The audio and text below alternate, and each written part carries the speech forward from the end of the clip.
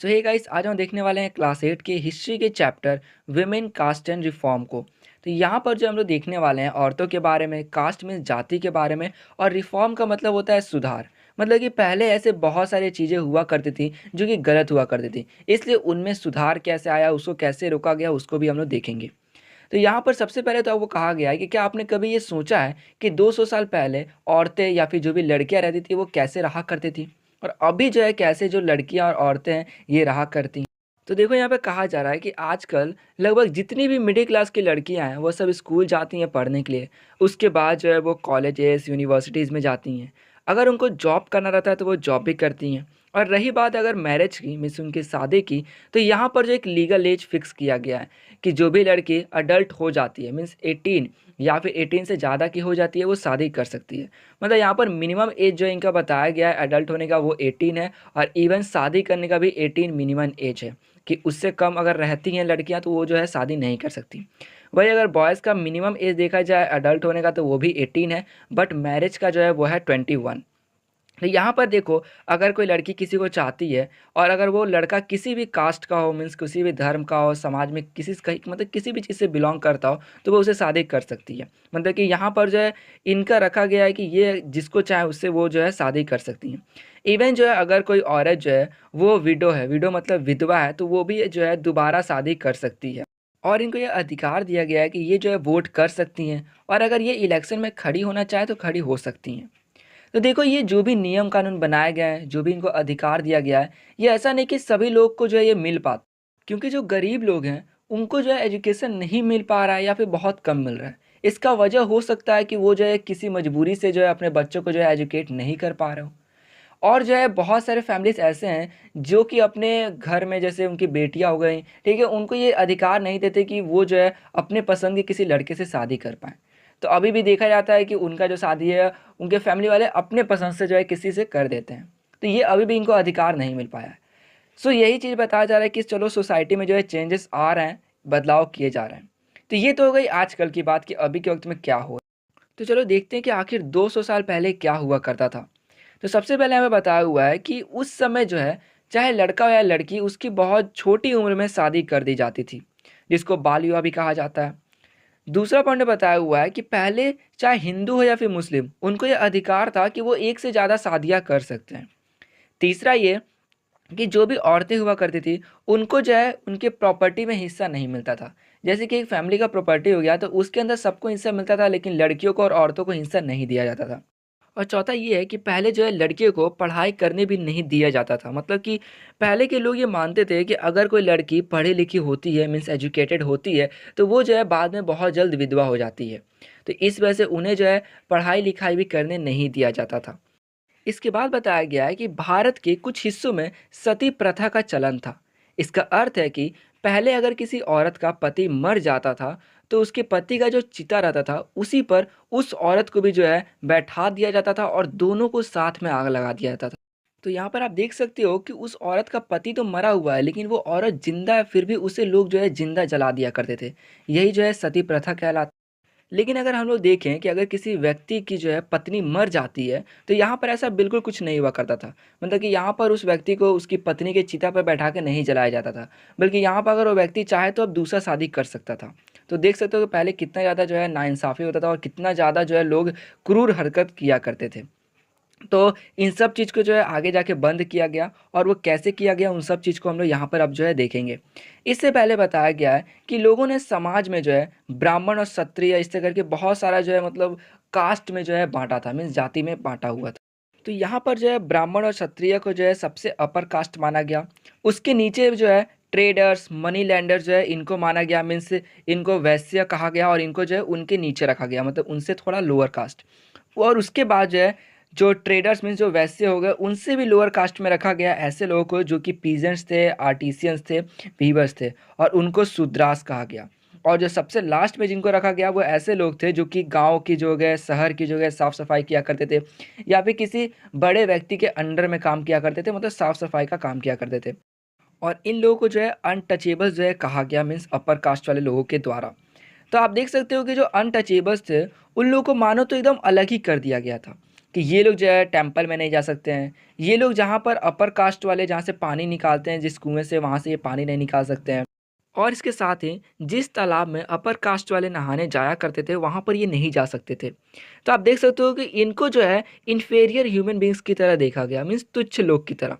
तो यहाँ पर आप देख सकते हो एकदम साफ-साफ कास्ट डिस्क्रिमिनेशन, जहाँ पर लोगों ने बाँट दिया कि सबसे ऊपर कास्ट कौन है, उससे नीचे कौन, और इस तरीके से जो है डिस्क्रिमिनेशन जो है किया गया। तो इन सब में भी जो है बदलाव आया, वो कैसे आया उसके बारे में भी जो है हम लोग इस चैप्टर में देखने वाले हैं। तो सबसे पहले स्टार्टिंग किया गया है वर्किंग टुवर्ड्स चेंज, मीन्स यहाँ पर जो है आपको बताया जाएगा कि कैसे जो है बदलाव आना शुरू हुआ। तो देखो कि 19th सेंचुरी में कम्युनिकेशन सिस्टम जो था वो थोड़ा डेवलप हो गया। मतलब उस वक्त जो है प्रिंटर आ गया था, इसलिए चाहे बुक हो, न्यूज़पेपर हो, पैम्पलेट हो, वो सब कुछ प्रिंट हुआ करते थे। इससे आपका दो फ़ायदा हुआ। पहला ये कि यहाँ पर अब जो भी चीज़ जो था वो बहुत जल्दी प्रिंट हो जाया करता था। दूसरा ये कि यहाँ पर जो है सारा काम मशीन करता था, मतलब कि लोगों का जो मेहनत था वो कम हो गया। इसलिए जो प्राइस हुआ करते थे, बुक्स हो गए, न्यूज़पेपर, वो भी बहुत कम हो गए। प्राइस कम हुआ इसलिए अब ज़्यादा लोग जो है उसको अफ़ोर्ड कर सकते थे, मतलब खरीद सकते थे। लेकिन वही देखो जो मैन्युस्क्रिप्ट था, मतलब ऐसे डॉक्यूमेंट जो कि हाथों से लिखे जाते थे, उसमें टाइम भी ज़्यादा लगता था, मेहनत ज़्यादा लगता था, इसलिए उसका प्राइस भी ज़्यादा था। तो उस समय ज़्यादा लोग जो है उसको नहीं खरीद पाते थे। लेकिन जैसे ही ये प्रिंटर का सिस्टम आया, तब जो है ज़्यादा लोग इसको खरीद पाते थे। तो इस वजह से क्या हुआ कि जैसे न्यूज़पेपर में सभी न्यूज़ आता था कि यहाँ पर ये हुआ, यहाँ पर ये हुआ, तो लोग देखते थे कि भाई समाज में जो कुछ भी गलत हो रहा है, उसके बारे में वो देखते थे। यहाँ तक कि वो जो है डिस्कशन करते थे, आपस में बातें किया करते थे।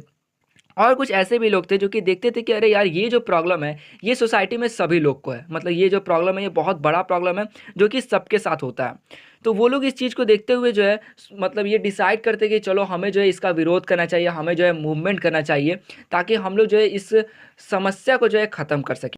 और आप कह सकते हो कि जो इसकी स्टार्टिंग है या फिर इसके ऊपर ज़्यादातर जो है रिफॉर्मर्स ध्यान दिया करते थे।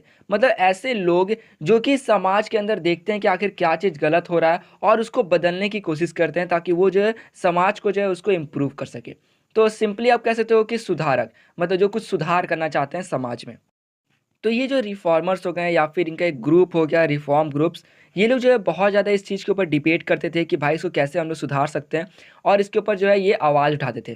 तो इसका एग्जाम्पल लिया गया है इसको अच्छे से समझाने के लिए। तो यहाँ पर देखो, राजा राम मोहन रॉय के बारे में, इन्होंने जो है एक रिफॉर्मर एसोसिएशन बनाया, मीन्स आप कह सकते हो कि एक रिफॉर्मर का ग्रुप बनाया, जिसका नाम था ब्राह्मो सभा।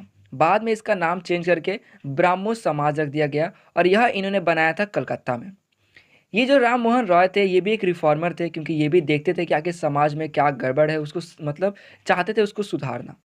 इन्होंने देखा कि आखिर जो वेस्टर्न कंट्रीज़ है, जैसे कि ऑस्ट्रेलिया हो गया, यूरोप हो गया, वहाँ पे लोग कैसे रहते हैं, वहाँ पे जो भी औरतें हैं उनको कैसे ट्रीट किया जाता है। उसके बाद जब उन्हें देखा कि वहाँ पर जो एकदम फ्रीडम है, वहाँ पर औरतों को भी उनका अधिकार दिया गया है, उनको भी इक्वलिटी दिया गया है, तब उन्होंने उस आइडिया को इंडिया में स्प्रेड करना शुरू किया। उन्होंने बताया कि यहाँ पर भी जो है फ्रीडम होना चाहिए, यहाँ पर भी औरतों को जो है सम्मान देना चाहिए, उनको भी उनके अधिकार देने चाहिए। और उन्होंने जो है औरतों की समस्या के बारे में लिखना शुरू किया कि कैसे उन्हें जो है घरों का काम दे दिया जाता है कि तुम्हें ये सब काम करना है, तुम्हें किचन का काम करना है, और इस तरीके से उन्हें जो है घर से बाहर भी जल्दी जाने नहीं दिया जाता है, और उनको पढ़ने का भी मौका नहीं दिया जाता है। तो इस चीज़ का विरोध करते हुए उन्होंने कहा कि इनको भी इक्वल राइट होना चाहिए, इनको भी अधिकार मिलना चाहिए कि ये भी जो है एकदम फ्रीडम रह सके, ये भी पढ़ लिख सके, ये सब चीज़ को लेकर। और इन सब चीज़ों को देखते हुए, मीन्स बहुत सारे टॉपिक्स को उन्होंने देखा, जैसे कि सती प्रथा हो गया, औरतों को उनका अधिकार नहीं मिलना, उनको पढ़ाई का मौका ना मिलना। इन सब को देखते हुए उन्होंने सोचा कि इन सब चीज़ों को ख़त्म करना पड़ेगा, और लोगों को बताना पड़ेगा कि ये सब चीज़ गलत है। औरतों को भी उनका जो है अधिकार मिलना चाहिए, उनके साथ भी अच्छा होना चाहिए, और ये जो सती प्रथा है इसको ख़त्म करना चाहिए। तो यहाँ पर अब आता है आपका topic changing the lives of window. मतलब यहाँ पर इन्होंने पहला अपना कदम उठा लिया था, और ये जो ये चाहते थे कि जो भी विडो है, मीन्स जो भी विधवा रहती थी, उनको पहले क्या किया जाता था कि उनके पति का जो चिता रहता था उसी के साथ रखकर जो है उनको भी जला दिया जाता था। तो अब ये चाहते थे कि इसको जो है ये हटा सकें, इसको ये बदल सकें। तो इन्होंने इसके लिए जो है बहुत सारे लैंग्वेजेस में जो है, जैसे Sanskrit, Persian, other Indian languages और यूरोपियन लैंग्वेज में जो है लिखना शुरू किया, मतलब इसके बारे में जानना शुरू किया। इन्होंने ये भी देखा कि आखिर जो एंशियंट टेक्स्ट है, मीन जो पुरानी लिपियाँ ये सब हो गई, क्या उसके अंदर इस चीज़ को लिखा गया है कि अगर कोई किसी का पति मरता है किसी औरत का तो उसको जला देने का। जब उन्होंने देखा तो उन्हें ऐसा कुछ नहीं मिला। तब ये प्रूफ करने लगे हैं, लोगों को बताने लगे हैं कि आखिर ये जो तुम लोग कर रहे हो ये सब गलत है, क्योंकि हमारे पुरानी लिपियाँ हो गई, किसी भी संस्कृति में ये सब चीज़ नहीं लिखा हुआ है, इसलिए तुम लोग अपने मन से ये जो कर रहे हो इसको करना छोड़ दो। ये जो पूरा बात था, ठीक है, राम मोहन रॉय का, ये बात जो है ब्रिटिशर्स को भी मतलब सही लगी, क्योंकि ब्रिटिशर्स भी ये देखते थे कि आखिर ये जो समाज में ये लोग कर रहे हैं ये बहुत गलत है। वो भी इस चीज़ को बहुत ज़्यादा निंदा करते थे, इसकी बुराई करते थे कि ये सब गलत है। जब उन्होंने देखा कि राम मोहन रॉय जो है वो मतलब एक पढ़े लिखे व्यक्ति हैं और वो जो है इसके ऊपर सवाल उठा रहे हैं, तब उन्होंने जो है इनका बात को सुनना चाहा, उनको भी इच्छा हुई कि इनके बात को सुनी जाए। और जो इसके बाद ब्रिटिशर्स ने 1829 में सती प्रथा जो था उसको बैन कर दिया, मीन्स सती वाज बैंड। अब देखो यहाँ पर ये जो स्ट्रेटजी था जो कि राजा राम मोहन ने यूज़ किया, इन्होंने सब कुछ को देखा, इन्होंने पुरानी चीज़ों को देखा कि क्या उसके अंदर भी इस चीज़ के बारे में लिखा गया है, और उसके बाद समाज में लोगों को ये बताना चाहा कि ये सब चीज़ गलत कर रहे हैं। अब देखो जब भी किसी आदमी को ऐसा लगता कि समाज में ये चीज़ गलत हो रहा है, ये नुकसानदायक हो रहा है, तब वो भी इन्हीं का ये जो पूरा पैटर्न रहता है, स्ट्रेटजी रहता है, इसको इस्तेमाल करता। मतलब वो भी जो है पहले देखता कि क्या पुरानी जो भी एंशिएंट टेक्स्ट हो गए क्या उसके अंदर इस चीज़ के बारे में लिखा गया है, और उसके बाद वो देखते, अपना पॉइंट ऑफ व्यू देते हैं और लोगों को ये बताते हैं। मतलब कि यहाँ पर ये लोग जो है अब देखने लगे हैं कि आखिर किस तरीके से हम लोग जो है सुधार कर सकते हैं।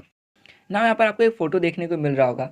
ये जो है एक हुक स्विंगिंग फेस्टिवल का फ़ोटो है, जिसके अंदर जो है एक व्यक्ति के पीठ में जो है पूरा छेद करके एक हुक जो है उसको फिक्स कर दिया जाता था। उसके बाद उस व्यक्ति को इस तरीके से लटका दिया जाता था। तो आप देख सकते हो कितना ज़्यादा जो है ये क्रूर और बहुत ही दर्दनाक जो है हरकत होता था। इस चीज़ का जो है यूरोपियन ऑफिशियल जो थे उन्होंने भी बहुत ज़्यादा निंदा किया, बहुत ज़्यादा बुराई किया और कहा कि आखिर इस तरीके के त्यौहार जो रीति-रिवाज है वो इंडियंस क्यों बनाते हैं।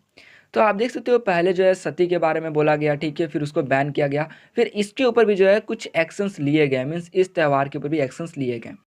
तो यहाँ पर आपको इसके बारे में सिर्फ इतना ही बताया गया।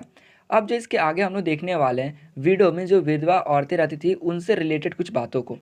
तो यहाँ पर जो आपको एक तर्क-वितर्क दिखाया गया है, जिसमें कहा गया है कि जो राम मोहन रॉय थे, उन्होंने अपने यह आइडिया कि जो सती प्रथा है, ये बहुत गलत है, इसको बैन कर देना चाहिए। उसी के बाद जो एडवोकेट ऑफ सती, तो यहाँ पर एडवोकेट का 2 मीनिंग हो सकता है। पहला ये कि वकील, और दूसरा मीनिंग समर्थक, मीन्स ऐसे लोग जो कि सती का समर्थन करते थे, उसका सपोर्ट करते थे। तो यहाँ पे ये लोग कहते हैं कि नेचुरली जो है औरतों की जो समझने की क्षमता रहती है वो उतनी अच्छी नहीं होती है। वो लोग कोई भी डिसीज़न सही से नहीं ले पाते हैं। यहाँ तक कि वो जो है ट्रस्ट करने के लायक भी नहीं है। मतलब बुराई करते हैं औरतों का। उसके बाद कहते हैं ये लोग कि जब भी किसी औरत का जो है हस्बैंड है, मीन्स उसका जो पति रहता है वो मर जाता है, तो ये लोग ऐसे कहने लग जाते हैं कि मुझे भी नहीं जीना है, मुझे भी मार दो, ऐसे करके। तो यहाँ पर देखो ये लोग क्या करते हैं कि जैसे ही औरतें बोलती हैं कि मुझे भी नहीं जीना है, मुझे मार दो, तो ये लोग उस औरत को भी जो है ले जाते हैं, उसके पति का जो चिता रहता है उसके ऊपर इस औरत को भी जो है वहाँ पर बाँध देते हैं और दोनों को साथ में आग लगा देते हैं। तो यहाँ पर देखो कि जब कोई औरत जो है, जब मतलब वो कहती है कि मुझे नहीं जीना है, तो यहाँ पर जो है उसको समझाना चाहिए, तो उल्टा ये लोग उसको पकड़ कर ले जाके वहाँ पर उसके पति के चिता के साथ ही जला देते थे। अब देखो इन जब ज़्यादातर औरतें ऐसा बोलती हैं कि मुझे नहीं जीना ऐसा करके, तो इन्होंने क्या किया कि एक प्रचलन ही बना दिया। मतलब कि अब चाहे कोई औरत बोले ना बोले सबको ले जाते ये लोग और जला दिया करते थे, और ये भी ज़बरदस्ती। मतलब कि औरत अगर भागना भी चाहे वहाँ से, उसको जैसे ही उसको जलाया जाता तो वहाँ पर उसको दर्द तो होगा ही, वो भागना भी चाहे तो वो लोग क्या करते कि उसको बाँध दिया करते थे चिता के साथ, ताकि वो भाग भी ना पाए। तो यहाँ पर आप देख सकते हो कि औरतों को समझाने की बजाय जो है ये लोग उल्टा उसे भी मार दिया करते थे। तो इस तरीके से जो है जैसे ये स्टार्ट हुआ, बाद में इन्होंने फिर जो ऐसा करना शुरू कर दिया कि अगर कोई औरत अगर कुछ ऐसा नहीं भी बोलती है तो उसको भी ज़बरदस्ती ले जाकर मार देते हैं। मतलब कि उन्होंने नहीं बोलते हैं कि एक प्रचलन ही बना दिया कि नहीं ऐसा करना है, सबके साथ करना है। तो ये था बहुत ही बुरा सा एक चीज़ ना। यहाँ पर जो है अपोनेंट ऑफ सती, ठीक है, जो कि विरोध करते हैं सती का, वो कहते हैं कि आप कहते हो कि औरत जो होती है उनकी समझ अच्छी नहीं है, वो ट्रस्ट करने के लायक नहीं है, तो आप ये किस आधार पर कह रहे हो? यहाँ पर आप उसे किसी चीज़ को करने का मौका नहीं देते, यहाँ पर जो है आप उसे एजुकेट नहीं करते हो, फिर आप कहते हो कि ये जो औरत जो होती है वो किसी काबिल नहीं होती है। यहाँ पर ये लोग कहते हैं कि आपको उसको मौका तो देना चाहिए, आप ऐसे ही अपने मन से कैसे कुछ कर सकते हो? यहाँ पर उसे कुछ भी करने का आप अधिकार नहीं देते हो और आप उल्टा कहते हो कि वो एकदम किसी काम की नहीं है। तो वो इसलिए कहते हैं कि आप पहले उनको मौका तो दो, उनको एजुकेट तो करो। तो ये आप देख सकते हो तर्क-वितर्क को। सो हाँ, हमने ये देख लिया है कि कैसे जो सती है वो बैन कर दिया गया था। अब इसके आगे हम लोग देखते हैं कि जैसे ही सती बैन हो गया, ठीक है, उसके बाद एक फेमस रिफॉर्मर जो थे, जो कि ईश्वर चंद्र विद्यासागर थे, उन्होंने ये भी जब देखना शुरू किया एंशियंट टेक्स्ट में, जैसे लिपियाँ हो गई, पुरानी जो चीज़ लिखे जाते थे, कि ये देखना शुरू किया कि आखिर जो विडो में जो विधवा औरतें होती हैं, क्या उनका मैरिज नहीं किया जा सकता, क्या उनको वापस से शादी करने का हक नहीं दिया गया है?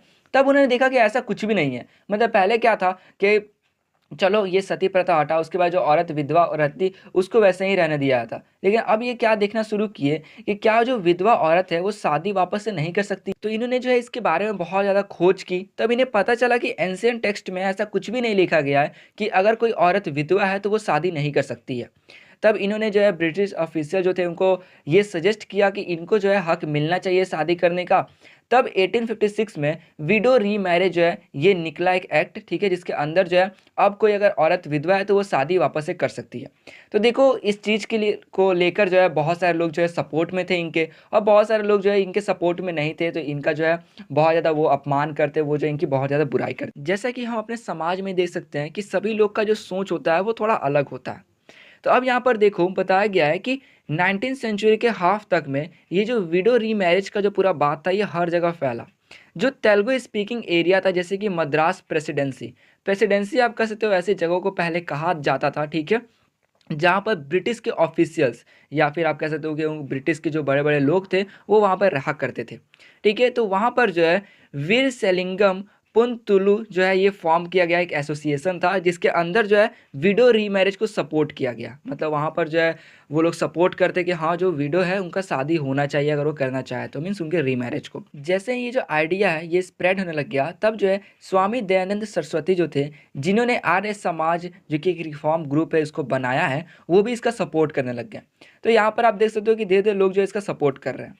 लेकिन अब भी जो है ये जो नंबर ऑफ विडोज जो कि इसका रीमैरिज हो रहा था वो अब भी कम था, क्योंकि अब भी सोसाइटी में ऐसे लोग थे या फिर ऐसा सबका भावना था कि वो लोग जो है जल्दी विडो जो रहते थे उनको जो है एक्सेप्ट नहीं किया करते थे।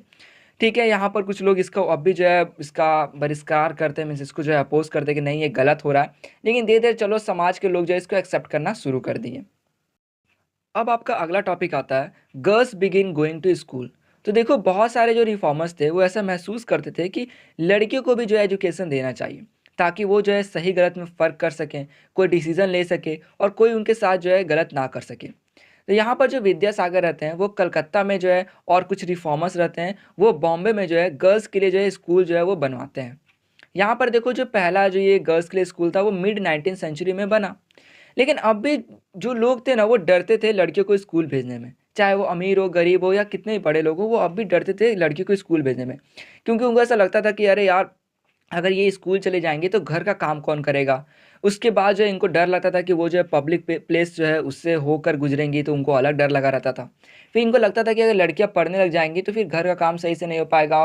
वो जो है मतलब उनका माइंड करप्ट ये लोग बोलते तो हो जाएगा, क्योंकि वो जो है कुछ काम को सही से नहीं कर पाएगी। तो इसलिए अब भी जो है लोग नहीं भेजते थे अपने लड़कियों को बाहर पढ़ने के लिए, स्कूल में पढ़ने के लिए। यहाँ पर जो पढ़े लिखे जिसके माता पिता थे या फिर जिस औरत का जो पति रहता वो पढ़ा लिखा रहता, वो अपनी पत्नी को या फिर अपनी बेटी को जो है वो घर पर ही पढ़ाता। मतलब स्कूल अब भी वो जो है नहीं भेजना चाह रहे थे कुछ वजह से, जैसा कि मैंने आपको बताया। तो यहाँ पे आपको ये याद दिलाया गया है कि आपने क्लास 7 में पढ़ा था कि जो रसुंदरी देवी थी वो कैंडल लाइट के नीचे जो है पढ़ा करती थी, मतलब सीक्रेटली कुछ भी सीखा करती थी। तो ये आपका हो गया एक कैंडल लाइट डिनर होता है, बट यहाँ पर ये कैंडल लाइट स्टडी एक तरीके से हो गया ना। इसके आगे देखो आप कि चलो ये जो भावना था ये फैलने लग गया। ठीक है, यहाँ पर सबको जो है अब एजुकेट होना शुरू हो गया, मेनली जो गर्ल्स थी उनको भी अब जो है एजुकेशन मिलने लग गया। अब देखो एरिस्टोक्रेटिक जो मुस्लिम होती है, मीन्स ऐसे मुस्लिम जो कि थोड़ा बड़े परिवार या फिर बड़े मतलब नहीं होते, इनके फैमिली बड़ी सोच वाली होती है, ओपन माइंडेड होती है, वो लोग जो है अब अपनी बेटियों को जो है पढ़ाना शुरू कर दिए थे। तो यहाँ पर जो लड़कियाँ हो गईं, औरतें हो गईं, वो भी अब कुरान को अरबिक लैंग्वेज में पढ़ती थी, और उन्हें जो है ये पढ़ना सिखाने जो है उनके घर पे जो है औरतें आया करती थी, जो कि उनको सिखाती थी क्या कैसे पढ़ा जाता है। मीन्स ऐसे औरतें जो कि पहले से पढ़ी लिखी हो वो इनको आके सिखाती थी। अब यहाँ पर जो मुमताज़ अली रहती हैं वो इस चीज़ को देखती हैं और इनको और इनकरेज करने के लिए एक उर्दू नॉवल जो है वो लिखती हैं, या फिर बोल सकते हो कि लिखा जाता है लेट 19th सेंचुरी में। उसका जो मतलब मेन मोटिव रहता है कि औरतों को जो है एनकरेज किया जाए, उन्हें जो है प्रोत्साहन दिया जाए कि वो जो है रिलीजन के बारे में, मीन्स धर्म के बारे में, और डोमेस्टिक मैनेजमेंट मीन्स बेसिक चीज़ों के बारे में, ठीक है ना, वो पढ़ सकें उनके लैंग्वेज में, ताकि वो जो है अच्छे से समझ।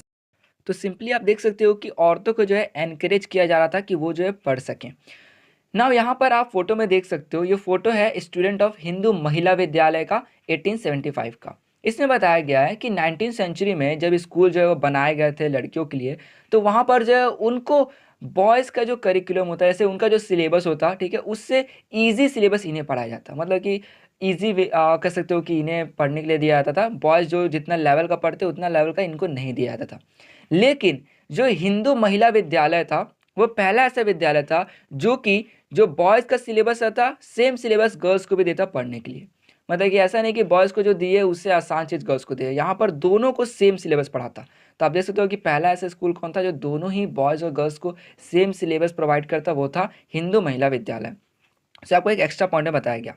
तो यहाँ पर हमने देख लिया है कि कैसे जो है विडो रीमैरिज के बारे में, और गर्ल्स जो है उनकी पढ़ाई को लेकर, इवन जो है कुछ हमने तर्क वितर्क भी देखा था सती को लेकर ना। हमने अभी तक ये जान लिया था कि लोगों के मन में जो अभी आना शुरू हो गया कि लड़कियों को भी जो है पढ़ाना ज़रूरी है, उनको भी एजुकेट करना ज़रूरी है। तो यहाँ पर उनके लिए स्कूल्स बनना शुरू हुए। अब यहाँ पर एक टॉपिक आ रहा है वुमेन राइट अबाउट वुमेन, जिसके अंदर हम लोग जो है हिंदू हो गए, मुस्लिम औरतें हो गए, उन सबके बारे में देखने वाले हैं। तो देखो समाज में अब भी ऐसे बहुत सारे प्रॉब्लम्स थे, ठीक है, जो कि औरतों से जुड़े हुए थे। जैसे कि यहाँ पर लोग ये सोचते थे कि औरतें जो भी होती हैं वो कोई काम की नहीं होती, वो कोई डिसीजन सही से नहीं ले सकती हैं, उनको जो है मतलब कोई सेंस नहीं होता है, ऐसा ये लोग सोचते थे।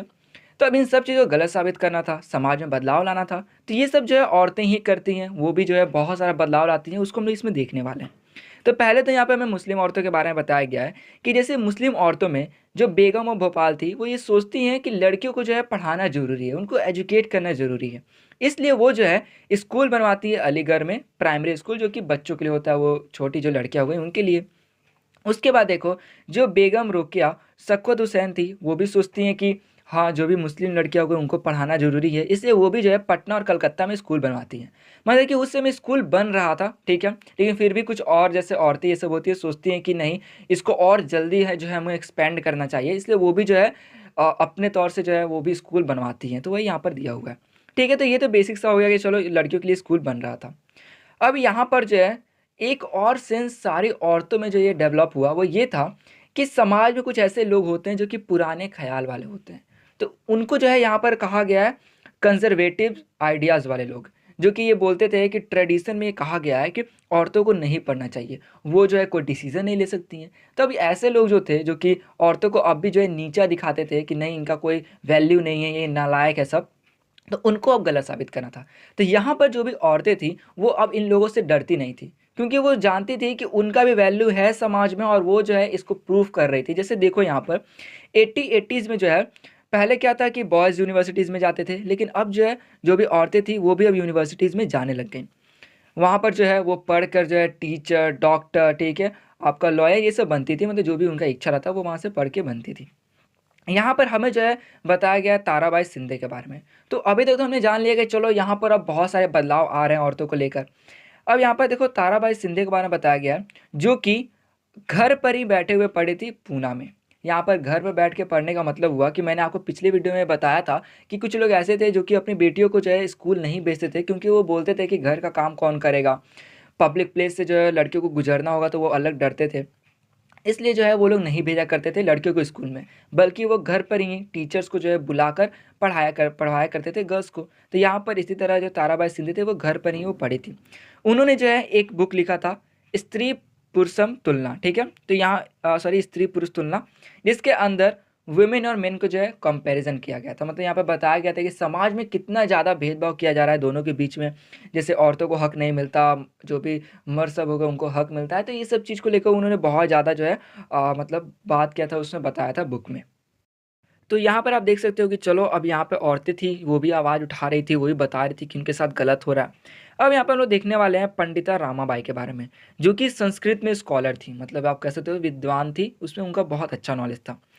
वहाँ पर वो क्या करती हैं कि अब जो ये बताना शुरू करती हैं, वो एक बुक लिखती हैं, ठीक है, और बुक के द्वारा बताना शुरू करती हैं कि कैसे जो हिंदू सब हैं, ठीक है, मेनली ये हिंदू पे फोकस की हैं, कि जो हिंदू सब होते हैं उनकी जो पत्नियाँ होती हैं उनको कितना ज़्यादा दिक्कत जो है वो मतलब फेस करना पड़ता है। और मेनली वो अपर कास्ट हिंदू के बारे में बताती हैं कि जो भी अपर कास्ट हिंदू हैं ठीक है? वो लोग अपनी जो पत्नियाँ हो गई, मतलब जो भी अपर कास्ट वुमेन सब हो गए, औरतें हो गई, इनको कितना परेशानी जो है उठाना पड़ता है, और इस चीज़ पे वो जो है जैसे लिखती हैं। जैसे कि हमने देखा था सती जो प्रथा था उसके बारे में हमने देखा था, तो वो सारे कष्टों को वहाँ पर वो बताती हैं कि कैसे अन्याय हो रहा है औरतों के साथ में। सो आप यहाँ पर देख सकते हो कि ये भी जो है बता रही थी समाज में क्या-क्या गलत हो रहा है उन सब चीज़ों को। ना इन्होंने एक आश्रम की तरह बनाया था पूना में, जिसका आप कह सकते हो विडोज़ होम था, जिसके अंदर जो भी औरतें हुआ करती थी, जो विधवा हुआ करती थी, ठीक है ना? वो उसके अंदर रहती थी। देखो क्या होता था पहले कि जो भी मतलब विधवा औरतें थी, अब तो सती प्रथा खत्म कर दिया गया था। यहाँ पर अब विधवा जो भी औरतें होती थी उनको टॉर्चर बहुत ज़्यादा फेस करने को मिलता था। जैसे कि उसके जो हस्बैंड हो गए, उसके फैमिली से, उसके रिलेटिव से, मतलब बहुत सारे लोगों से, ऐसे लोग नहीं होते ताने मारते हैं। तो यहाँ पर इन सब चीज़ को फेस करना, ये जो विडो होम था ना, इसके अंदर इन सब चीज़ को फेस करना सिखाया जाता था। कैसे जो है आप अपने बूते पे आ सकते हैं, जैसे कि आप कैसे जो है अर्न करके अपना जो घर जो है ये चला सकते हैं, वो सब सिखाया जाता था।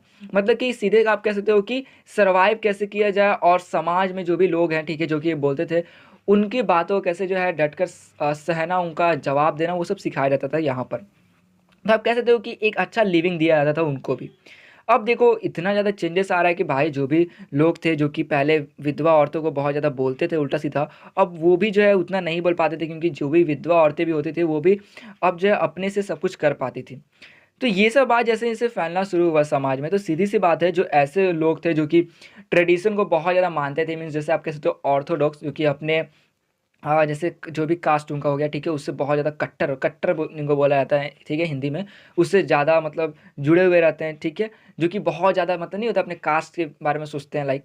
तो वो जो पीपल थे ना, अब ये लोग सोचने लगे कि यार समाज में इतने बदलाव आ रहे हैं, तो उनको डर लगने लग गया कि ऐसा नहीं कि बदलाव आते जाएँ और कहीं बाद में कुछ नहीं होता है कि औरतें जो हैं, उन जो भी पहले ट्रेडिशन था वो सब खत्म हो जाए। जैसे कि पहले औरतों को बोला जाता था कि ये कोई काम की नहीं होती है, ये वो नहीं कर सकती, ये नहीं कर सकती, तो उनको अब डर लगता था कहीं ये सब जो है अब बदल ना जाए।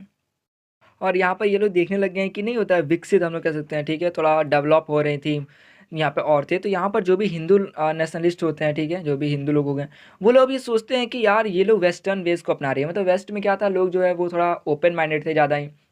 वहाँ पर भी जो है औरतें, उनका राइट हुआ करता था, उनको नहीं होता अपना अधिकार हुआ करता था। लेकिन यहाँ पर इंडिया में क्या था कि जो ऐसे हिंदू थे जो कि ज़्यादा ही ट्रेडिशन को मानते थे, वो लोग औरतों को जो है उतना छूट नहीं दिया करते थे। तो वो लोग देखने लगे कि अरे ये क्या हो रहा है, यहाँ पर अब वेस्टर्न बेस जो है ये सब अपना रही हैं, जो भी औरतें हो गई वो सब। तो यहाँ पर इनको लगा कि ये जो है इनका कल्चर जो है ये करप्ट हो रहा है, ये खराब हो रहा है।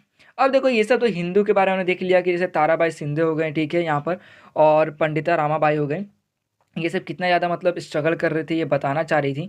तो ये हिंदू का जैसे ही बारे में हो रहा था ना, तो वहाँ पर जो मुस्लिम लोग थे, उनको भी जो है ये सब चीज़ फेस करना पड़ा था। लाइक उनके अंदर भी ये आ रहा था डर कि कहीं हमारे अंदर भी चेंजेस ना आने लग जाएँ, हमारे समाज में भी चेंजेस ना आने लग जाएँ।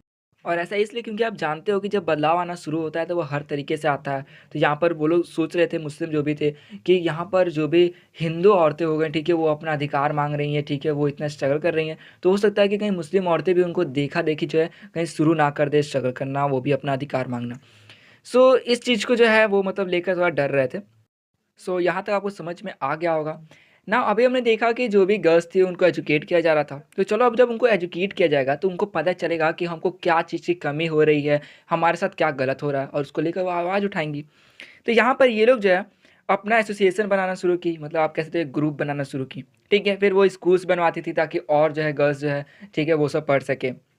मैगज़ीन्स, बुक्स ये सब लिखती थी जिसके अंदर वो बताती थी कि उनको क्या चीज़ की कमी है। वो और भी जैसे औरतें हो गई, ठीक है, उनको बताती थी कि आपके साथ ये गलत हो रहा है। मतलब नहीं होता है कि ये फैलाव करना कि समाज में ये गलत है, उसको बदलने के लिए हम आवाज़ उठा रहे हैं, आप भी हमारा जो है समर्थन करें। सीधी-सी बात है, जब भी ऐसा होता है तो जो है उसका प्रचार होता है, उसको फैलाव किया जाता है। ना यहाँ पर इन्होंने जो है फ़ोर्स ये देना शुरू किया, ठीक है? मतलब सभी पर प्रेशर ग्रुप बनाकर कि ये जो मेल सफ़्रेज है, मीन्स जो भी मर्दों को ये राइट टू वोट है, means suffrage means right to vote, तो यहाँ पर इनको जो है फीमेल सफ़्रेज चाहिए था, मतलब इनको भी जो है राइट टू वोट चाहिए था। साथ में इनको एक बेटर हेल्थ केयर चाहिए था, जैसे हॉस्पिटल्स का हो गया, एजुकेशन तो इनको मिल रहा था, वो और भी चाहते थे कि उसको और अच्छे से इनको एजुकेशन मिले, मीन्स और बेटर एजुकेशन मिले। इसके बाद इन्होंने जो है और मूवमेंट करना शुरू किया, मीन्स 1920 में इन सब चीज़ को लेकर। मतलब कि समाज में जिस-जिस चीज़ की इनको कमी थी, जो इनको नहीं मिल रहा था, उस सब को लेकर जो है ये अब जो है मूवमेंट करना शुरू कर देती हैं। तो हाँ, चलो ये सब सुना जाता है, जब लोग देखते हैं सब पे फ़ोर्स पड़ता है, इनको दिया भी जाता है इनका अधिकार, लेकिन मतलब कुछ अधिकार मिलता ही नहीं। जैसे चलो राइट मिल गया कि इनको भी जो है शिक्षा अच्छे से मिलेगा, इनको भी अच्छा हेल्थ केयर मिलेगा। बट यहाँ पर जो है उस समय जो लीडर थे जैसे कि जवाहरलाल नेहरू हो गए, सुभाष चंद्र बोस हो गए, वो लोग बोलते कि हाँ, आप लोग जो भी माँग रहे हो उसको पूरा किया जाएगा, मीन्स जो भी औरतों का डिमांड था। लेकिन वो पहले बोलते हैं कि इससे पहले जो है आप लोग जो है मदद करो कि जिस फ़ोर्स में आप लोग जो है अपने डिमांड को फुलफ़िल कराना चाह रही हो, ठीक है? उसी फ़ोर्स से जो है आप लोग हमारे साथ ये मदद करो, हमारे साथ मिलकर, ताकि हम लोग जो है ब्रिटिश को भगा सकें इंडिया से। तो अगर सिंपल में कहा जाए तो वो लोग कहते हैं कि जिस जोश से आप लोग जो है अपने हक के लिए लड़ रहे हो, उतने ही जोश से जो है आप लोग एंटी ब्रिटिश स्ट्रगल में हमारी मदद करो, ताकि जो है हम लोग पहले ब्रिटिश को यहाँ से भगा सकें, उसके बाद जो है आपको जो है मतलब जो भी आप चाहते हो वो भी आपको मिलेगा, मतलब आपको भी राइट मिलेगा, जो भी अधिकार आप चाहते हो तो चलो आपको यहाँ तक क्लियर हो गया। नाउ यहाँ पे एक टॉपिक है, once a women's husband has died, Tarabai Shinde स्त्री पुरुष तुलना। यहाँ पर जो स्त्री पुरुष तुलना जो है बुक, उसके अंदर ताराबाई सिंधे ये लिखती हैं कि जब किसी औरत का पति मर जाता है, मीन्स जब वो विधवा हो जाती है, तब उसको इतना ज़्यादा प्रॉब्लम फेस करना पड़ता है, मीन्स लोग उसको जो है अपवित्र मान लेते हैं कि उसका पति नहीं है तो उसको वो नहीं करना चाहिए, ये नहीं करना चाहिए, वो ये काम नहीं कर सकती, ठीक है? मतलब कि इतना ज़्यादा उसके ऊपर रेस्ट्रिक्शंस लगा दिए जाते हैं, उसको प्रतिबंध जो है लगा दिए जाते हैं कि आप ये सब नहीं कर सकती हो। मानो कि उसका फिर वैल्यू ही नहीं रहा, मतलब कि अगर औरत का पति है तभी उसका वैल्यू है, इस तरह उसका कोई वैल्यू ही नहीं रहा, ऐसा उनको ट्रीट किया जाता था। तो इसी चीज़ को बताती हैं कि ये सब गलत है, मतलब वहाँ पर वो कंपैरिज़न करके। ना यहाँ पर आपका ये टॉपिक तो क्लियर हो गया, ठीक है। अब इसके बाद आ रहा है लॉ अगेंस्ट चाइल्ड मैरिज। मतलब हमने अभी देखा था कि चलो मैरिज के लिए भी एक लीगल एज बनाया गया, इवन हमने देखा था विडो री मैरिज जो है इसको भी शुरू किया गया। उससे पहले हमने देखा था कि सती जो है उसको मतलब बंद किया गया, उसको ख़त्म किया गया। नाउ हम लोग देखने वाले हैं लॉ अगेंस्ट चाइल्ड मैरिज। देखो इसमें क्या है कि जो रिफॉर्मर्स थे, ठीक है, जो कि समाज में बदलाव लाते थे उन सब चीज़ों को देखकर जो कि गलत होता था समाज में। तो यहाँ पर ये लोग अब आवाज़ उठाते हैं कि जो ये बच्चों का शादी कर दिया जा रहा है, मीन्स बहुत छोटे एज में, इसको लेकर वो लोग कहते थे कि इतना छोटे उम्र में शादी नहीं करना चाहिए, उनको जो है अभी उनका नहीं कह सकते, अभी उनका डिसीजन लेने का जो कैपेसिटी होता है वो उतना अच्छा नहीं रहता है। तो इसलिए वो कहते हैं कि इसको रोकना चाहिए। इसलिए वो लोग जो है डिबेट करते हैं, ठीक है। वो लोग सेंट्रल लेजिस्लेटिव असेंबली, देखो लेजिस्लेचर होता है, एग्जीक्यूटिव होता है, फिर जुडिशरी। तो हमने जैसे सिविक्स में देखा है, लेजिस्लेचर ऐसे लोग होते हैं जो कि देखते हैं कि कौन सा नियम कानून बनाना सही रहेगा जिससे कि समाज में सबका अच्छा हो। तो यहाँ पर जो रिफॉर्मर्स होते हैं वो आपका सेंट्रल लेजिस्लेटिव असेंबली जो है उसमें जाकर बोलते हैं कि आप लोग ऐसा नियम कानून बनाओ जिसके अंदर जो है लड़का और लड़की का एज जो है एक फिक्स हो, ठीक है, मीन्स एक ऐसा एज फिक्स हो जिसमें कि वो लोग जो है शादी कर सकें, और उससे कम उम्र के हो तो वो ना कर सके शादी, मतलब उनका शादी ना किया जाए। तो यहाँ पर देखो बहुत ज़्यादा डिबेट होता है, बहुत स्ट्रगल करने के बाद जो है the child marriage restaurant act पास होता है। रेस्ट्रेंट मतलब होता है कंट्रोल करना किसी चीज़ को, कि चाइल्ड मैरिज को कंट्रोल करने का एक्ट पास होता है, जिसके अंदर जो है जो कोई व्यक्ति हो गया, ठीक है, मीन्स एक लड़का आप कह सकते हो जिसका एज कम से कम 18 साल होना चाहिए, और औरत का एज कम से कम 16 साल होना चाहिए, कि वो जो है उसके बाद ही शादी कर सकेंगे। अगर या तो एज 16 की हो या उससे ज़्यादा की होंगी तभी वो शादी कर पाएंगे, और बॉयज़ के लिए 18। लेकिन बाद में क्या हुआ कि इसको थोड़ा इंक्रीज़ कर दिया गया, और फिर कर दिया गया कि बॉय का जो है एज जो है वो मिनिमम आपका होना चाहिए 21, और उसके बाद जो है वो शादी कर सकता है, और गर्ल्स का 18 कर दिया गया।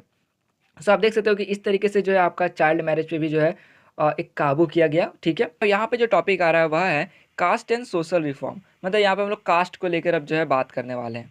तो यहाँ पर देखो जो भी रिफॉर्मर्स थे अब वो ये देखने लग गए हैं कि ये जो कास्ट इनइक्वालिटी है समाज के अंदर, जैसे कि जो बड़े कास्ट वाले हो गए हैं वो जो है अपने से छोटे कास्ट वाले को जो है उस पर दबाव देते हैं, उसके साथ अच्छा व्यवहार नहीं करते हैं। तो उन्होंने इस चीज़ को देखा और बोला कि ये बहुत गलत है, इसको ऐसा नहीं होना चाहिए। तो यहाँ पर आवाज़ जो है मतलब कुछ लोगों ने उठाया, जैसे कि जो राम मोहन रॉय थे, वो जो एक बुद्धिस्ट टेक्स्ट था बहुत पुराना, ठीक है, उसको ट्रांसलेट करते हुए बताते हैं कि यहाँ तक कि बुद्धिस्ट जो टेक्स्ट है उसके अंदर भी कहीं से जो है फेवर मीन्स जो ये कास्ट है इसकी बढ़ाई नहीं की गई है, यहाँ पर इसको सपोर्ट नहीं किया गया है। तो यहाँ पर जो ये कास्ट इनइक्वालिटी था, ठीक है, इसको लेकर जो है कुछ ग्रुप्स या फिर आपको एसोसिएशन जो है ये बनना शुरू हो गए। जैसे कि यहाँ पर एक बताया हुआ है प्रार्थना समाज, इसके अंदर जो भी लोग थे ना ये मानते थे कि ये जो कास्ट सिस्टम बनाया गया है ये एकदम गलत है। क्योंकि अगर आप स्पिरिचुअली देखो, ठीक है, तो आत्मा से अगर आप देखते हो तो सभी लोग एक बराबर, लाइक सब कोई जो है ह्यूमन बींग्स है। तो देखो यहाँ पर अब जो लोग थे वो कास्ट से जो इनइक्वालिटी था उसका जो है विरोध कर रहे थे।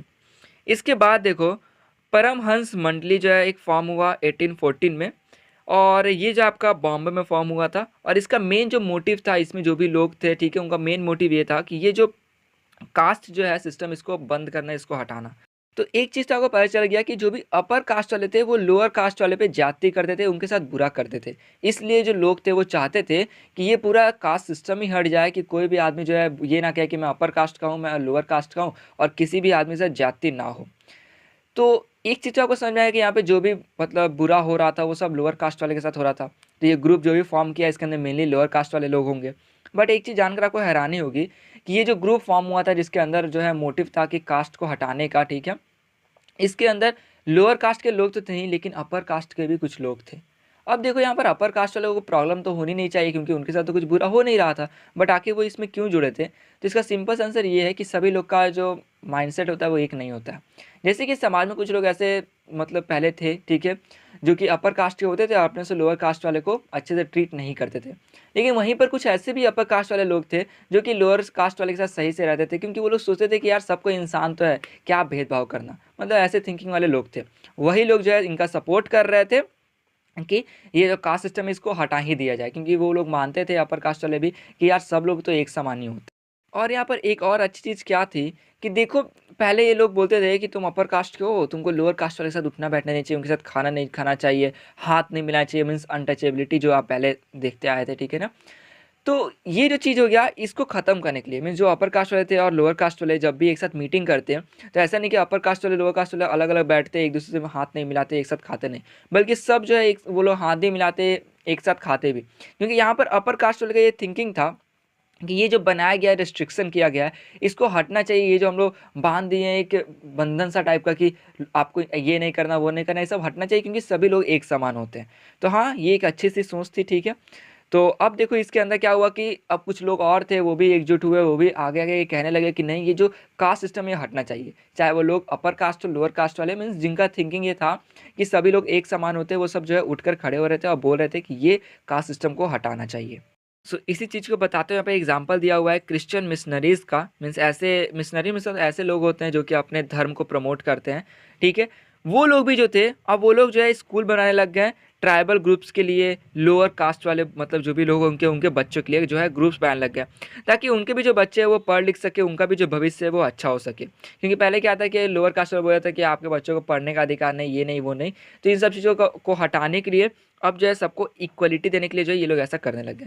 तो यहाँ पर आप देख सकते हो चाहे कोई भी अब धर्म के लोग हो जो इनका ये सोच है कि सबको इक्वल है, वो सब जो है अब चेंजेस कर रहे थे। तो यहाँ पर आप देख सकते हो कि कास्ट सिस्टम का लोगों ने विरोध करना शुरू कर दिया। अब एक चीज़ और यहाँ पर कि उस वक्त में जो है जो भी गरीब लोग जैसे कि जो गांव में रहा करते थे, जो भी टाउन मीन्स नगर में रहा करते थे, तो वो लोग जो है अपने घरों को छोड़ के अब जाते थे सिटी में, ठीक है, शहर में जाने लग गए कि उनको जॉब मिल सके। उस वक्त जो है एक्सपेंशन ऑफ सिटीज़, मतलब कि सिटी में आप बोल सकते हो मॉडिफाई हो रहा था, उसमें और भी नई नई चीज़ें बन रही थी। तो उस वक्त जो है लेबर्स की भी ज़रूरत थी। तो जैसे कि वहाँ पर जो आपका कंस्ट्रक्शन का वर्क हो गया, रोड बनाना, ठीक है, घर बनाना, बिल्डिंग्स बनाना, उसके बाद साफ़ सफाई हो गया, किसी चीज़ को उठाकर एक जगह से दूसरी जगह ले जाना, ठीक है, ट्रांसपोर्ट का कोई भी काम हो गया। तो इन सब के लिए लेबर का जो है ज़रूरत था। तो यहाँ पर जो है जो भी लेबर जो आया करते थे वो लोग कहाँ से आते थे? मेनली टाउन हो गया और विलेज हो गया, वहाँ से आते थे। तो यहाँ पर एक क्वेश्चन उठता है कि आखिर टाउन और सिटी में क्या अंतर है? तो अगर आपको पता है डिफरेंस तो आप जो है कमेंट करके बताएं, अगर नहीं पता है तो उसका आंसर मैं कमेंट में दे दूंगा। सो हाँ, एक बार ट्राई जरूर करना ना। एक चीज़ यहाँ पर क्या है कि चलो विलेज हो गया, टाउन मीन्स नगर जो गया, वहाँ से लोग जाते थे अब जॉब के लिए सिटी के अंदर। यहाँ पर कुछ लोग जो है वो प्लांटेशन वर्क में जाते थे, जैसे कि असम हो गया, मिरितस हो गया, त्रिनदाद हो गया, इंडोनेशिया हो गया, ऐसे ऐसे जगहों पे वो जाते थे। एक चीज़ यहाँ पर कॉमन है कि जब भी कोई व्यक्ति नए जगह पर जाता है काम करने के लिए, तो वहाँ पर जो है काम करना उसके लिए थोड़ा मुश्किल होता है। वहाँ पर अगर रहता है तो उसके लिए थोड़ा रहना ही मुश्किल होता है। तो ये सब जो है जो भी वर्कर्स थे उनके साथ था प्रॉब्लम। लेकिन ऐसे वर्कर्स जो कि लोअर कास्ट से बिलोंग किया करते थे, जो कि गांव से शहर में आए थे काम के लिए, तो उनके लिए एक अपॉर्चुनिटी था। क्योंकि गांव में क्या था कि जो भी अपर कास्ट वाले लोग थे वो लोअर कास्ट वाले लोग को जो है उनको बहुत भेदभाव किया करते थे, उनके साथ अच्छा व्यवहार नहीं किया करते थे। लेकिन अब जो है वो शहर में आ गए काम करने के लिए, तो उनको पैसे तो मिलते ही, साथ में शहर के लोग जो है उतना भेदभाव में जो है नहीं किया करते थे।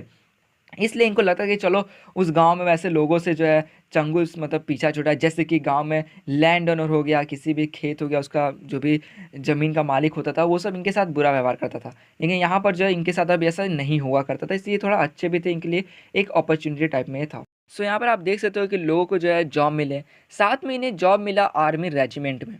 यहाँ पर रेजिमेंट में आप कह सकते हो कि जो आर्मी कैंप हो गया या फिर आर्मी से रिलेटेबल चीज़ें जैसे कि स्कूल्स हो गए उनके, और आपका उनके रहने के लिए कोई जगह जैसे रेसिडेंस हो गया, कोई भी दुकान हो गया, ठीक है। तो यहाँ पर इन लोगों को भी जो है वहाँ पर अब जॉब मिल रहा था। जैसे कि यहाँ पे महर बोला गया है, तो महर का मतलब आप कह सकते हो कि जो लोअर कास्ट वाले लोग थे उनको महर पीपल भी कहा जाता था, ठीक है, एक नाम दिया गया था। ये जो महर पीपल थे, इनको एक अपॉर्चुनिटी मिल गया इस रेसिडेंट जो हो गया इसमें वर्क करने के लिए, क्योंकि यहाँ पर ये नहीं देखा जाता था कि कोई लोअर कास्ट का या अपर कास्ट का है, ठीक है। जैसे यहाँ पर देखो कि अगर किसी को वर्क करना है स्कूल में या साफ सफाई किसी चीज़ का, तो वहाँ पर वो जाके जो है वर्क कर सकता था, वहाँ पर उसको एक अपॉर्चुनिटी थी वर्क करने की। जैसे एक एग्जाम्पल दिया हुआ है, जो है फादर ऑफ भीमराव अंबेडकर, ठीक है। वो भी जो है एक दलित मूवमेंट के लीडर थे। वो भी उस आर्मी स्कूल में जो है पढ़ाया करते थे, मतलब कि आर्मी रेजिमेंट का एक यूनिट था जो कि उसका स्कूल हो गया, उसमें पढ़ाया करते थे। सो आपको यहाँ तक समझ में आ गया होगा। अब देखो यहाँ पे एक टॉपिक है, हु कुड प्रोड्यूस शू। इसमें बताया हुआ है जो लेदर वर्कर्स हुआ करते थे, मीन्स ऐसे लोग जो कि लेदर्स के जूते चप्पल हो गया, बैग्स हो गया, वो बनाया करते थे। उनके काम को बहुत ही गंदा घिनौना माना जाता था, क्योंकि वो लोग जो है डेड एनिमल्स जो हो गया उनके स्किन को इस्तेमाल किया करते थे। अब देखो जब फर्स्ट वर्ल्ड वार आया तो उस समय जो है आर्मीज़ के जो है जूतों का डिमांड बढ़ गया। यहाँ पर जो है अब जो मतलब अपर कास्ट वाले लोग हैं वो लोग सोचने लगे कि आखिर हमने जूते क्यों बनाए, उसमें भी आपको लेदर के जूते बनाते हैं, तो यहाँ पर इनको डेड एनिमल्स हो गया, इसका स्किन जो है इसको यूज़ करना पड़ेगा, जो कि ये बोलते थे पहले, बहुत ज़्यादा सोचते थे ये बहुत गंदा काम है। मतलब जैसे देखा जाता नहीं है कि जो नाली साफ करना, गंदगी के जो भी काम किया करते थे उनको बोला जाता था कि ये जो है लोअर कास्ट के लोग हैं। मतलब उनको ये काम ही दे दिया गया था, अपर कास्ट वाले वो काम ही नहीं करते, और लोअर कास्ट वाले को बोला था कि यही जो है साफ सफाई काम हो गया, गंदे जैसे नाली साफ करना, ये सब यही लोग करेंगे। तो यहाँ पर अब क्या हो गया कि चलो बड़े जो कास्ट वाले लोग थे, अपर कास्ट वाले, उन लोगों ने नहीं बनाया जूते, ठीक है। लेकिन जो लोग जो कि पहले से बनाते आ रहे थे, जो लोअर कास्ट से ठीक है ना, वो लोग ने बनाना शुरू किया। यहाँ पर आपके लेदर वर्कर्स हो गए, शू मेकर्स हो गए, वो लोग इसको बनाते और आर्मी को सप्लाई करने के लिए वो लोग तैयार हो गए। तो देखो यहाँ पर एक सिचुएशन क्या बन के आया कि अपर कास्ट वाले शूज़ बना नहीं रहे, जो बना रहे हैं वो लोग लोअर कास्ट के लोग हो गए, जो कि आपके लेदर वर्कर्स हो गए, शू मेकर हो गए, वही लोग बना रहे हैं। तो इनके पास एक अच्छा सा बेनिफिट था एक यहाँ पर कि ये लोग चाहते ना तो डिमांड कर सकते थे ज़्यादा पैसे के, क्योंकि जब कोई और तैयार नहीं हो रहा, जो भी प्रोडक्ट यही इन्हीं लोग को बनाना है, तो वो लोग कहीं और से ले पाएंगे नहीं। तो यहाँ पर इनको ये एक फ़ायदा था कि ये लोग चाहते तो जो डिमांड है हाई कर देते, बोलते कि नहीं हमें ज़्यादा पैसे चाहिए, और इस तरीके से इनको ये प्रॉफिट वहाँ पर आता था, ठीक है। तो यहाँ पर आपको एक टॉपिक में बस बताया गया और कुछ नहीं है इस टॉपिक में। सो यहाँ पे जो टॉपिक आ रहा है वह है demands for equality and justice. So इसमें बताया हुआ है कि जो लोग थे अब उनके मन में आने लग गया कि ये जो कास्ट डिस्क्रिमिनेशन है इसके प्रति आवाज़ उठाना चाहिए, क्योंकि हमने अभी पीछे में देखा था कि जो औरतें हैं उनके साथ बहुत ज़्यादा गलत होता था, तो उसके प्रति जो है आवाज़ उठाया गया। अब यहाँ पर जो ऐसे लोग थे जो कि नॉन ब्राह्मण कास्ट के थे, मतलब कि जो ब्राह्मण नहीं थे, वो सब आवाज़ उठाना शुरू कर दिए, क्योंकि उनके साथ बहुत गलत हो रहा था। जैसे कि पहले यहाँ पर देखो जो सतनमी मूवमेंट है जो कि उठाया गया था, घसीदस जो लोग हैं, घसीदस आप बोल सकते हैं ग्रुप है लोगों का, जो कि लेदर वर्क किया करते थे, जैसे कि लेदर के जूते चप्पल बैग ये सब बनाना। और यहाँ पर ये लोग इसलिए मूवमेंट करते हैं क्योंकि सोसाइटी में इनका जो छवि रहता है वो बहुत गिरा हुआ रहता है। जैसे कि लोग इनको बोलते थे कि ये लोग जो है लेदर वर्क किया करते हैं, मतलब कि जो मरे हुए जानवर होते हैं उनके स्किन को यूज़ करना और कुछ बनाना, जैसे बैग ये सब हो गया। तो इस वजह से सोसाइटी में इनको बहुत ही गंदा माना जाता था और इनके साथ जो है डिस्क्रिमिनेशन किया जाता था। तो यहाँ पे ये लोग मूवमेंट करते हैं बोलने के लिए कि हम लोग भी इंसान हैं और इनको भी जो है इक्वलिटी चाहिए था, इस वजह से। सो हमने इनका देख लिया ना। इसके बाद देखो ईस्टर्न बंगाल में जो हरिदास ठाकुर रहते हैं, वो एक मतुआ सेक्ट, ये भी एक ग्रुप जो है या आपका एक एसोसिएशन जो है ये फॉर्म करते हैं, जिसके अंदर जो है ये चंडाला कल्टीवेटर्स के साथ मिलकर जो है मूवमेंट करते हैं। तो ये जो चंडाला कल्टीवेटर्स हो गए, तो ये लोग भी जो है एक लोअर कास्ट ही थे, इनके साथ भी मतलब बहुत बुरे तरीके से व्यवहार किया जाता था। तो ये लोग भी जो है मिल करके यहाँ पर मूवमेंट करने लगे। अब हमें बताया हुआ है श्री नारायणा गुरु के बारे में, जो कि केरला से बिलोंग करते थे और इजवाहा कास्ट के थे। इजवाहा जो है वो भी एक लोअर कास्ट है। तो यहाँ पर ये जो है कहते हैं कि जो भी लोअर कास्ट वाले लोग हैं उन सबको, कि हम सभी को एकजुट होकर जो है इसके प्रति आवाज़ उठाना पड़ेगा, क्योंकि समाज में लोग जो ये देखते हैं कि कौन जो है लोअर कास्ट का अपर कास्ट का, वो देख के जो है एक दूसरे को ट्रीट करते हैं। इनका कहना है कि जितने भी लोग हैं वो सब एक समान हैं, वो सब जो है एक ही कास्ट से बिलोंग करते हैं, मीन्स सारे इंसान तो भाई एक ही हैं, सब एक बराबर हैं। अब यहाँ पर जो है इनका एक स्टेटमेंट था, बहुत ही फेमस था, वो था ओरू जाति ओरू मतम ओरू दैवम मनुष्यनु तो यहाँ पर इसका मतलब है one cast, one religion, one God God for human kind. और इसका सिंपली मतलब है कि जितने भी लोग हैं ना वो सब एक समान हैं। तो यहाँ पर आप देख सकते हो कि लोअर कास्ट के द्वारा जो है मूवमेंट जो है वो शुरू हो गया था। तो यहाँ पर जो लोअर कास्ट वाले लोग थे जो कि पहले जो है अपर कास्ट वाले के अंडर में काम किया करते थे, उनकी बातों को मानते थे और वो काम करना छोड़ रहे थे। यहाँ पर जो है वो बोलते हैं ना आत्मसम्मान की बात उनकी आ रही थी, वो बोलते कि नहीं हम उनके अंडर में क्यों काम करें, हम खुद से भी दूसरा काम कर सकते हैं। और इस तरह जो है जो कास्ट डिस्क्रिमिनेशन है उसके प्रति लोग जो है वो आवाज़ उठाने लग गए थे। तो यहाँ पे एक टॉपिक आता है गुलामगिरी, और ये बहुत ही इंपॉर्टेंट टॉपिक है, इसे एकदम इसको ध्यान से सुनिएगा। इसमें हम लोग बात करने वाले हैं ज्योतिराव फुले के बारे में, जिन्होंने 1827 में जो है जन्म लिया था। उस समय जो लोअर कास्ट के जो लीडर्स थे उनमें से ये भी एक उसके लीडर थे। और ये जो है बहुत ही या फिर कहूँ मोस्ट वोकल थे, मतलब कि बहुत ज़्यादा उच्च स्तर पर आवाज़ उठाते थे।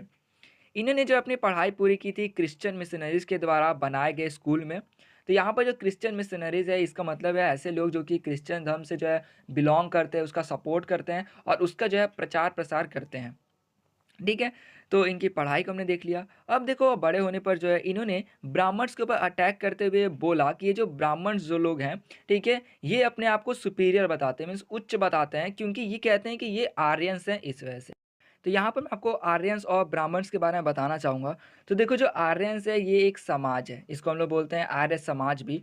और उस समाज में जो लोग रहते थे वो थे ब्राह्मण्स। तो यहाँ पर आर्यन्स एक समाज है और उसमें जिस कास्ट के लोग रहते थे वो कौन से कास्ट के थे, तो ब्राह्मण।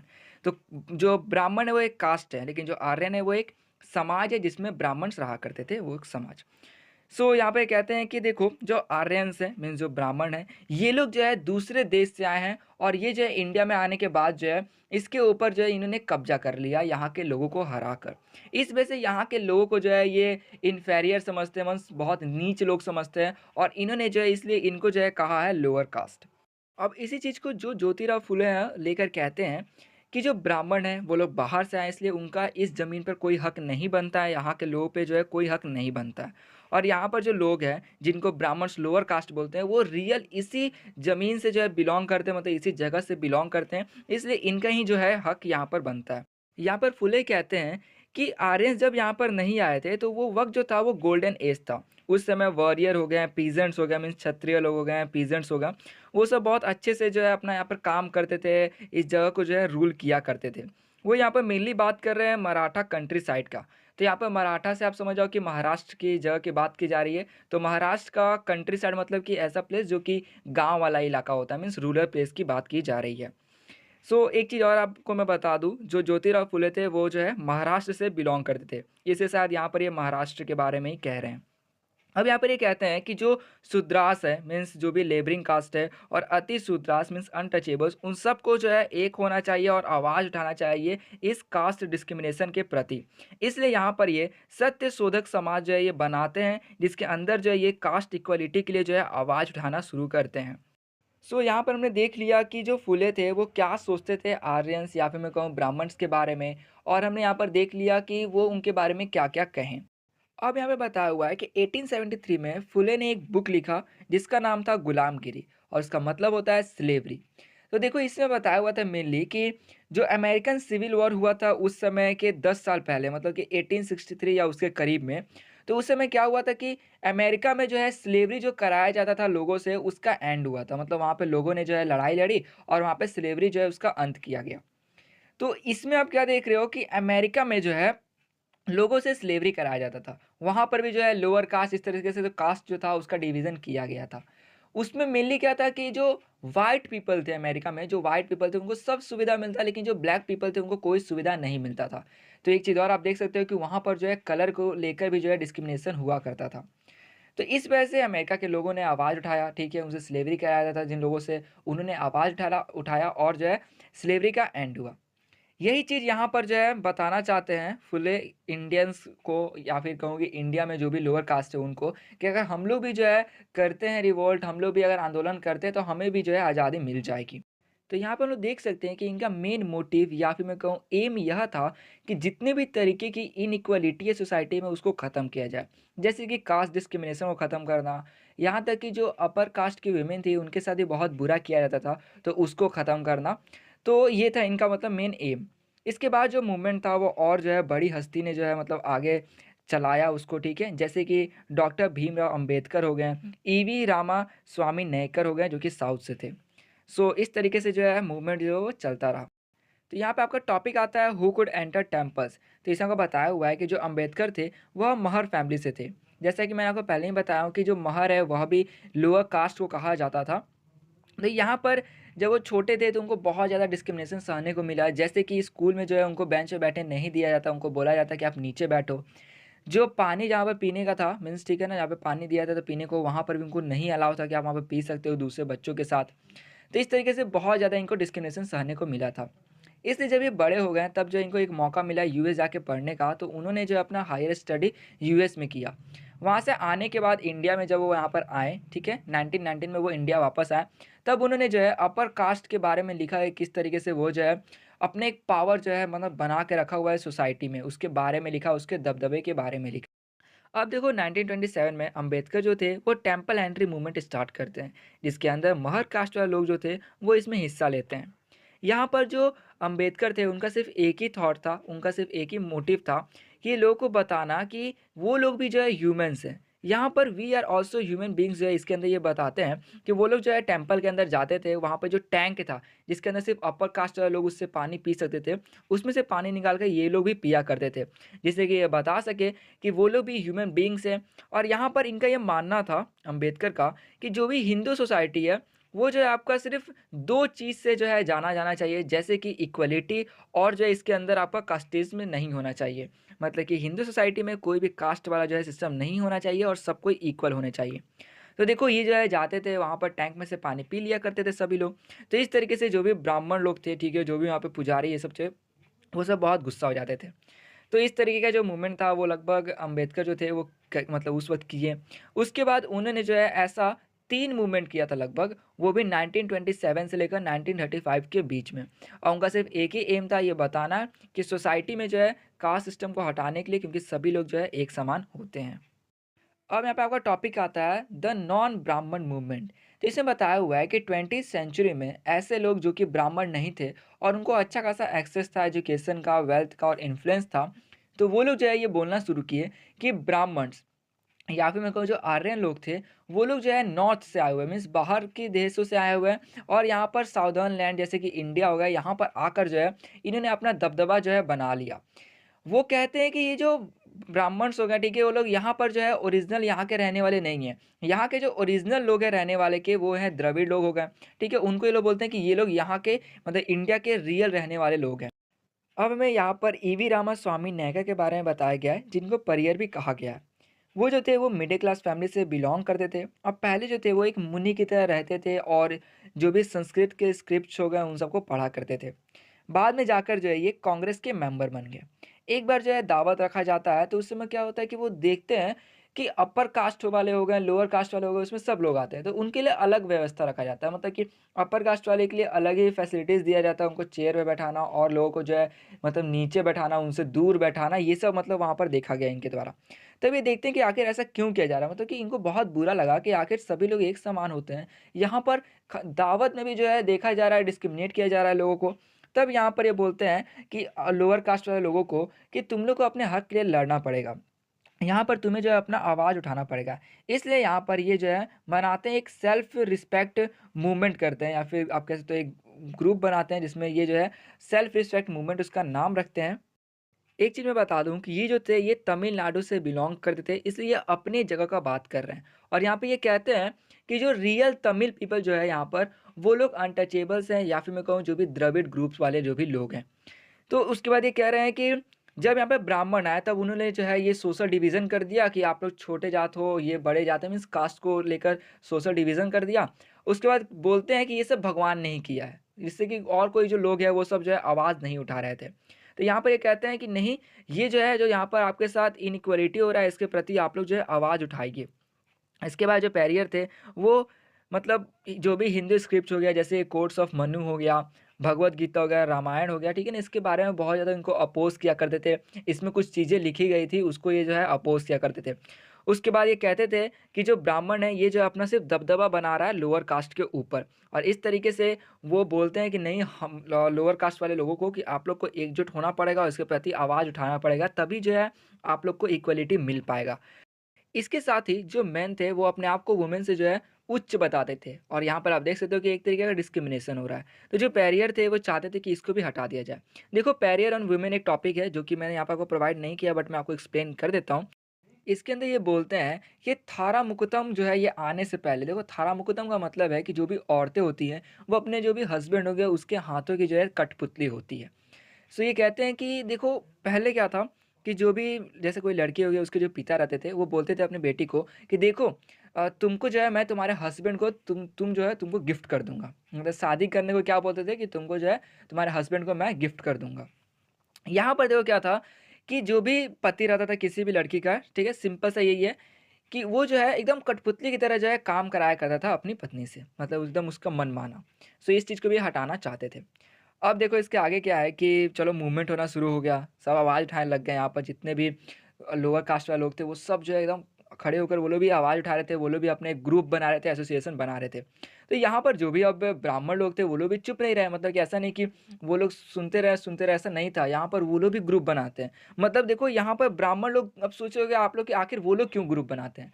तो यहाँ पर ब्राह्मण लोग का ग्रुप बनाने का सिर्फ एक ही मोटिव रहता है कि वो चाहते हैं कि ये जो जैसे चल रहा है ना वैसा ही चले, मतलब वो नहीं चाहते थे कि लोअर कास्ट वाले को इक्वलिटी मिले। सो यहाँ पर जो है ये लोग भी अपना बनाते हैं सनातन धर्म सभा और भारत धर्म महामंडल, और इसमें ये लोग सिर्फ इनका एक ही मोटिव है कि जो चीज़ चल रहा है वैसे ही चलने दो, इसमें फेरबदल मत करो, मतलब कास्ट सिस्टम है तो इसको रहने दो। तो आप सिंपली देख सकते हो कि यहाँ पर जो हिंदू है वो लोग भी अपना मतलब जो भी एसोसिएशन है ये फॉर्म करने लग गए थे। सो एट लास्ट हमने देख लिया कि जो भी लोअर कास्ट वाले थे वो मूवमेंट तो कर ही रहे थे, बट यहाँ पर जो है नहीं चाहते थे ब्राह्मण कि ये सब चीज़ हटे, इसलिए वो लोग भी मूवमेंट स्टार्ट कर दिए थे इस प्रति। सो इस चैप्टर में सिर्फ इतना ही था, बट इसमें आगे भी ऑर्गेनाइजिंग फॉर रिफॉर्म एक टॉपिक है, मैं उसको भी आपको एक्सप्लेन कर देता हूँ। तो सबसे पहले यहाँ पर आता है द ब्राह्मो समाज। देखो इसमें जो भी रिफॉर्मर्स थे, मतलब इस एसोसिएशन में जो भी रिफॉर्मर्स थे, उनका सिर्फ एक मोटिव यह था कि जैसे उपनिषद हो गया या फिर किसी भी पुरानी किताबों में जो भी सेक्रीफाइस लिखा हुआ है, मतलब एक ऐसा चीज़ लिखा हुआ है जिससे कि सोसाइटी में निगेटिव इम्पैक्ट पड़ता है, उसको ख़त्म करना। ठीक है ना? तो यहाँ पर मेनली वो हिंदुइज़्म और क्रिश्चियनिटी को देखते थे कि इनकी कहीं पुरानी किताबों में कुछ ऐसा लिखा हुआ है, जैसा लोग अभी कर रहे हैं, ठीक है? वो प्रैक्टिस अभी कर रहे हैं, तो उस चीज़ को ख़त्म करना। जैसे कि हमने देखा था वो जो है पीठ में छेद करके जो वो लोग लटका करते थे, ठीक है, पुराने में। नाउ यहाँ पर सेकंड आपका आता है डिरोजियो एंड यंग बंगाल। सो इसे मेनली यह था कि जो हेनरी लुइस विवान डिरोजियो थे, जो कि एक टीचर थे हिंदू कॉलेज के कलकत्ता में। सो 1820 में जो है वो अपने छात्रों से बोलते हैं कि जाके अथॉरिटी मीन्स बड़े जो भी लोग हैं उनसे ये क्वेश्चन करो कि आखिर जो ये ट्रेडिशन हो गया, कस्टम है जिससे कि मतलब उनका नुकसान होता था, जैसे कि इनइक्वालिटी ये सब हो गया, इसके बारे में आप क्वेश्चन करो। आप लोग जो है डिमांड करो कि औरतों को जो है उनको एजुकेशन मिलना चाहिए, और अपना फ्रीडम का जो हो गया उनका जो भी थॉट है उसको फ्रीडम एक्सप्रेस करने का इसका डिमांड करो। मतलब जो भी सोसाइटी में गलत था उसके प्रति आवाज़ उठाने के लिए बोलते हैं। ना इसके आगे देखो, the Ramakrishna mission and Vivekananda. So ये जो है आपका रामाकृष्ण परमहंस जो है इनके नाम पर पड़ा है, ठीक है। तो स्वामी विवेकानंद के जो गुरु थे रामाकृष्ण, इन्होंने एक ऐसा मिशन स्टार्ट किया था, या फिर इनका जो मोटिव यह था कि जो भी पहले स्लेवरी टाइप में होता था ना, जिसके अंदर जो भी अपर कास्ट वाले लोग हैं वो अपने से लोअर कास्ट वाले से काम कराते थे, और भी मतलब इसी तरीके से अपने मन मर्जी, तो इसको ख़त्म करना। फिर आता है आपका द वेद समाज। इसमें क्या है मेनली कि आपका ब्राह्मो समाज से जो है ये इंस्पायर है, मतलब कि इसका वर्क भी लगभग सेम उसी की तरह है। तो ये मद्रास जो है चेन्नई 1864 में आपका शुरू हुआ था। इससे मेनली क्या था कि जो कास्ट सिस्टम है इसको हटाना, विडो रीमैरिज है उसको लाना, और औरतों को जो है देना है मौका कि वो भी जो है पढ़ सके, मीन्स एजुकेशन उनके लिए भी। यहाँ पे इस ग्रुप के जो भी लोग थे वो भगवान पे विश्वास करते थे, बट जो भी अंधविश्वास चीज़ हो गया, ठीक है ना, उसको छोड़ते थे, या फिर ऐसा रिचुअल जैसा ऐसा कोई भी काम जिससे कि लोगों को हानि पहुँचे उसको नहीं मानते थे। अब देखो आता है आपका द अलीगढ़ मूवमेंट। इसमें मेनली जो मोहम्मदन एंग्लो ओरिएंटल कॉलेज, जो कि सैयद अहमद खान के द्वारा 1875 में बनवाया गया था अलीगढ़ में, बाद में जाके इसको अलीगढ़ मुस्लिम यूनिवर्सिटी भी कहा गया। ठीक है, इसके अंदर क्या था कि जो भी मॉडर्न एजुकेशन है वो सब दिया जाता था, साइंस की जो भी चीज़ है वो सब इसमें पढ़ाया जाता था, और इसका मेनली यह मकसद था कि मुस्लिम लोग जो हो गए उनको भी एजुकेशन जो है वो मिले, मीन्स सभी को एजुकेशन जो है मिले। तो इसके बाद आपका आता है द सिंह सभा मूवमेंट। तो देखो इसमें जो भी रिफॉर्मर्स थे वो सब सिख थे। तो ये लोग चाहते थे कि जो भी सिखिज़्म है, ठीक है? यहाँ पर बता दें कि ये जो सभा है आपका फॉर्म हुआ था अमृतसर में 1873 में and at Lahore in 1879। Means 2 जगह यही जो मतलब लोग जो थे इन्होंने जो है अपना एक ऑर्गेनाइजेशन फॉर्म किया 2 जगह अलग-अलग वक़्त पे। तो यहाँ पर ये लोग यही चाहते थे कि जो भी सिक्किज़्म है मतलब इनका जो धर्म है, इसके अंदर से जो भी अंधविश्वास है उसको हटाया जाए। इन लोग में जो है कोई भी कास्ट डिस्क्रिमिनेशन ना करे, भेदभाव ना हो और साथ में इन लोगों का जो भी ग्रुप है ना उन सबको मतलब पढ़ाई जो है ये सब मिले, मॉडर्न जो हो गया इंस्ट्रक्शंस ये सब इनको मिले।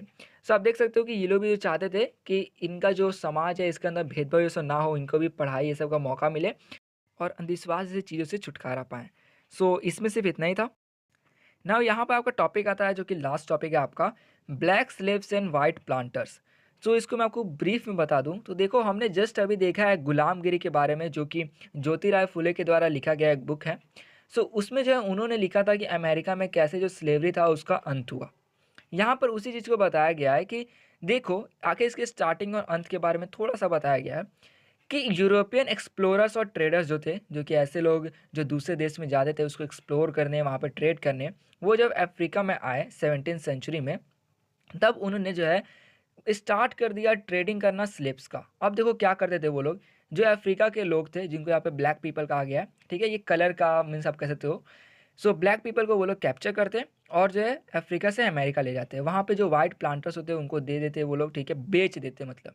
बेचने के बाद जो है वो लोग कॉटन हो गया आपका, इन सब का उनसे प्लांटेशन करवाते हैं, मतलब बहुत मेहनत करवाते हैं वहाँ पर।